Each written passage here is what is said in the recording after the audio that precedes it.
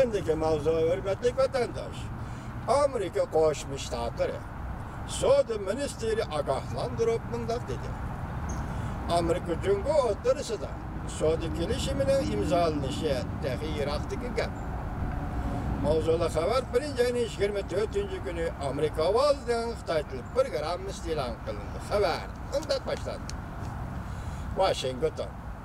Jungoning muavin vaziri Liuxi ay oxirida Washingtonga kelib, yana bir maydonni savdo suhbat o'tkazishning arifasida.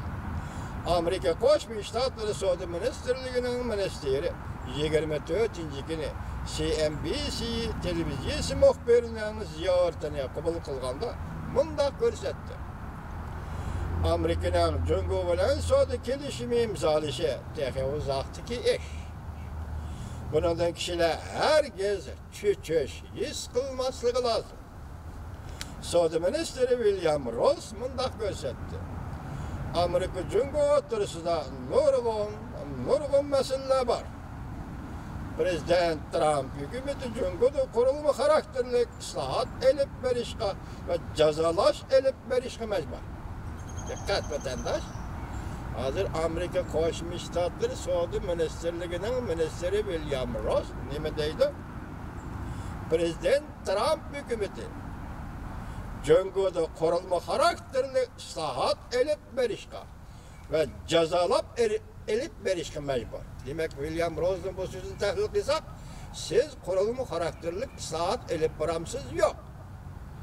Yoki Davos yig'inida Amerika Qo'shma Shtatlarining davlat ishlar kotibi Mike Pompeo aytgandek, Jungo Amerikaning demokratiyalashtirish talablarini va savdo tijoratga odil bo'lish talablariga bo'ysunish lozim degandek.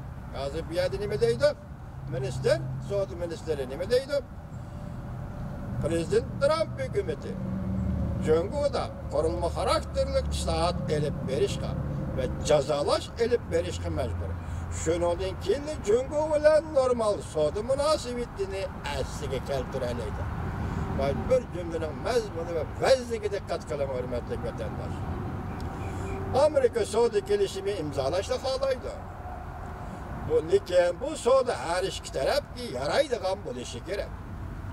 Amerika Qo'shma Shtatlarining prezidenti Trump Jungoning rais Xi Jinping bilan 12-oyning 1-kuni Argentinada o'rtaq to'nash hosil qilib, yangi boz elishni 90 kun to'xtatmoqchi bo'ldi va shunday qildi. Şu aralıkta iki taraf söhbet ötküzüp, meselelerini diplomatik yol bilen hal kılışka fırsat yaratmakçı oldu. Amerika 3-ayının 2 günü en ahırkı vakit çekini özgertişi mümkün mü? Dep sual koyganda muhbir, savdo ministri William Ross mundaq ko'rsatdi. Şu vakitte hazır hüküm kılış kıyım buludu. Şu vakitte mesela aldığımız kildiğen 3-ayının 2 günüge hazır hüküm kılış kıyım buludu. Lekin o vakit çeki nimini meydan kollarımız ahire yetip gelişki ergişip Prezident Trump ve Jungo'nun sohbet vekilleri ile intayin ciddi muhakeme edip vardı.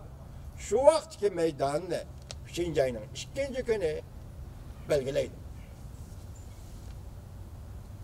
Meyli Amerika taraf olsun, meyli Jungo taraf olsun, meydanını 3-ayının 2 günü belgeleydi deydi. Amerika Savdo Ministrligining ministri William Ross efendim. Bloomberg qatorliq agentliklar o'tgan hafta xabar qilib mundaq ko'rsatgan. Savdo suhbatining bir qismi sifatida Jungo har yili Amerika mahsulotlarini qanchalik import qiladi? O'ttirg'a qo'yish kerak. Lekin Amerikada ta'siri bor. Savdogarlar jamiyati va Jungoning Amerikada qurilgan savdogarlar jamiyati yaqinda birlashib, Jungoning Amerikada savdogarlar jamiyati qurildi degan nima xato tushunib oldimmi yo?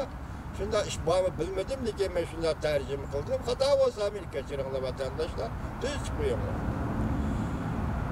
Birlashib Amerika savdo vakili ishxonasi bir parcha Amerika Jungo savdo suhbatida avval e'tibor bergan ishlar to'g'risida taklif mavzuliq doklad sundi. Dokladda Jungo yanada Cumhuriyeti yasaldı 2025 yıl. Ben texniki siyasetini ilgiri sürüyotudu. Şuna Amerika Cumhuriyeti'nin adaletsizliğini hem de Amerika şirketlerini çekleş siyasi ve kılıklarını merkezlik halde hal kılış gerek de peydakçılık kıldı dokalattı. Dokalattı Amerika Cumhuriyeti sohbetinde 3 türlük özel nişan yani korulma karakterlik meselelerini avval kılış, ekibitilgen bazarını asliga keltirish, barliq şekillerde texnik ötünüp berishga mecburlashni bekor qilish, sallohxonasida tartiblangan iqtisod boshqarish belgilimizning egar xirislari, jumladan sonliq ma'lumotni yerliklashtirish, bexatarlik nizomnomalari hamda davlat ichida texnik o'lchamlarni avval ishlatish qatorliqlar. Mushu masala avval hal qilinadigan masala. Yana kelib birinchi beshida qurilma xarakterlik masala. Biz bu to'g'ri ko'z qarashlarimizni oydinlashtirib bo'ldik, vatandoshlar. Qurilma xarakterlik islohot olib berish degan so'zning ma'nosi zodi nima deganda biz oydinlashtirib bo'ldik. Ana bundan keyin takrorlansa qurilma xarakterlik islohotni shu tushunchimiz bo'yicha tushunsak bo'laveradi. Shiltish qatorliqlar avval hal qilinish kerakli. 142 betlik bu dokladda Prezident Trump'ın Amerika Cumhuriyeti Savdosidagi qizil raqamni azaytish nishoni mu tilga elinmagan. Fakat nuqtali qoldi. Cumhuriyeti yasaldi. 2025 yil plani Cumhuriyeti qanday qanot yaydirilganligi tilga elinmagan. Doklad Amerika savdo vakillarini texnik ko'p pakt bilan ta'minlagan. Bu paktdagi asosli Amerika Cumhuriyeti tarafga besim ishlatib, Cumhuriyetda qurilma xarakterlik islohot elib berishini talab qiladi. Ya'ni chiqdi o'tirdi. Ya'ni Cumhuriyetni demokratiyalashtirishni talab qiladi. Ala sharim. Vatandaş, mana bu shunday keladigan siyosat biz buni Amerika Qo'shma Shtatlarining tashqi siyosati deymiz. Biz buni Amerika Qo'shma Shtatlarining yer shariga tatbiqlaydigan yer shari xarakterlik tashqi siyosati deb aytamiz. Biz buni Amerika Qo'shma Shtatlarining davlat kuchi va shundaqla Amerika Qo'shma Shtatlarining davlat kuchi, din va axloq kuchidan kelayotgan kuch. Shunga mushu kuchga tayinib nima dedi? O'tganda biz nima dedik? Amerika Qo'shma Shtatlari kuch bilan qilaman degan ishlarni kuch bilan qiladi degan bir jumla shundayroq so'zildi. Shunga diqqat qilinglarki, bugun mana shunda. Demak, Amerika Qo'shma Shtatlari yuqorida men sanagan kuch, davlat axloqiy kuchi va davlatning asli kuchi, moddiy kuchiga tayinib o'ltirib nima deydi? Ya'ni Cumhuriyetni demokratiyalashtirishni talab qildi degan. So'z, ya'ni bir inkas, qisqacha bir inkas. Amerika Cumhuriyeti tarafdan kelgan bir necha 100 milliardlik qizil raqamning ta'siriga uchrab, Amerikaning davlat kuchi osholmadi. Demak, o'tganda Prezident Trump'dan nima deganligi so'zlagan edik. Biz 25 yildan beri Cumhuriyetni kuchaytirdik, Cumhuriyetni pay qildik, Cumhuriyetni bekib keldik. Xolos. Endi mayada inkas yozuvchi nima deydi? Şu qizil raqamlar tufayli Amerikaning davlat kuchi aslida hol kuchi kerakdi.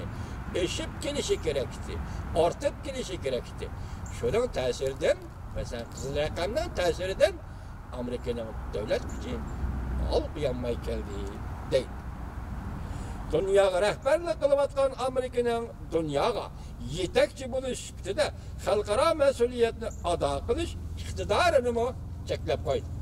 Demak, bu 40 yildan beri Amerika Cumhuriyeti savdosida har yili ko'rilayotgan qizil raqam dunyoga yetakchilik qilayotgan Amerikaning yana davomli yetakchilik qilish jarayonidagi iqtidorini joriy qildirishga ta'sir ko'rsatdi deydi inkas yozuvchi. Bundan siz foydalansangiz bo'ladi, hurmatli vatandoshlar.